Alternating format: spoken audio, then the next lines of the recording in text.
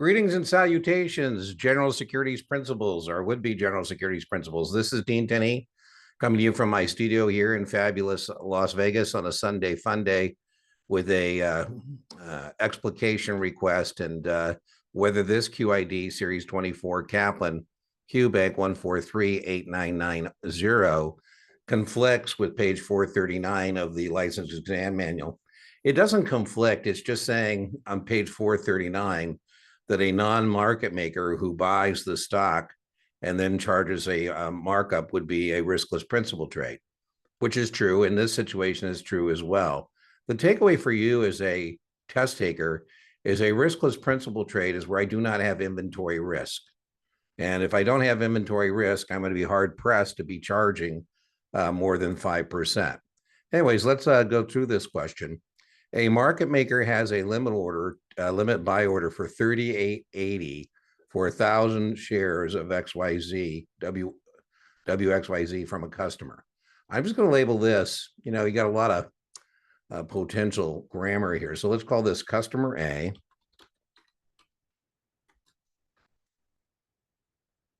Particularly we've got more than one customer floating around, right? So boom, customer A. The posted market of WXYZ is 38.80, 40.05. The customer, another customer, so let's call this customer B.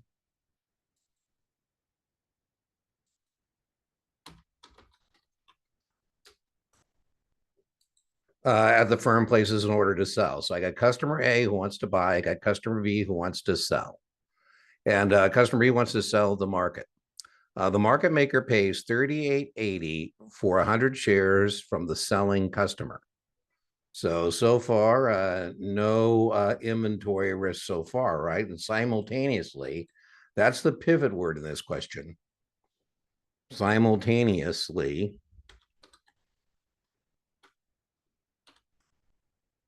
and what that means for us as a test takers, that means I didn't have any inventory risk, right?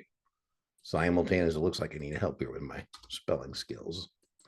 Sells 100 WXYZ, the customer at 38.80. The market maker charges the seller a markdown and charges the buyer a markup of 30 cents. So it looks like I charged 60 cents. And again, the point here is I didn't have any inventory risk. This is indeed a riskless principal trade. Now, we could have done this through process of elimination. What I mean by process of elimination is I should definitely know it's not interpositioning. Interpositioning is putting an unnecessary, well, I should say putting a third party into a trade. And, without further information, that would be not a good idea, not bueno. I could put a third party into a trade if there's superior execution. So, D may or may not be a problem. It could be problematic. The idea here is if I'm a smaller firm, for example, maybe I call T. Rowe Price and say, hey, T. Rowe, will you call Goldman for me and get a quote? Now I just put T. Rowe in between me and the Goldman Sachs, but the idea here is maybe I'll get a better quote from Goldman using one of their larger customers as an intermediary. So interpositioning, this is certainly not that. We didn't put any third party into this thing. It's not an agency cross. An agency cross where it would be I take this out of customer B's account and put it into customer A account, right? Or vice versa, right? So I have a buyer customer A and I have a seller customer B and I take it out of B and I put it into the A account. That's a cross, right? That's different than what's going on here. Qualified contingency cross. Now, this is indeed a riskless principal trade. So I think the only problem that the conflict maybe from page 439 to this example is just the idea that in the page 439, they say a non-market maker. And riskless principal trades do take place more often than not in the text context with me simply like, for example, I'm not a market maker in the stock. I am not a market maker. And the stock is WXYZ, and the quote is 38.80, 40.05. And so instead of selling this to you at 48.05 as a customer, remember, customer is buying, I'm selling. And instead of doing that and charge you a commission, I charge you 40.06. And that would be a riskless principal trade. I disclose it to you and I put a penny in there. So again, I didn't buy this as your agent. I bought it from this market maker 40.05. And I charge you a penny markup. Now, I don't have to have a good reason, but one good reason would be, a penny is less than my minimum commission, for example.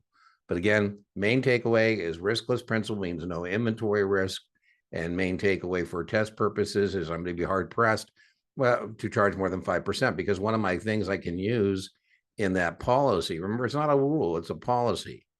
A rule is for the blind obedience of fools, and a policy is for the guidance of wise men and women.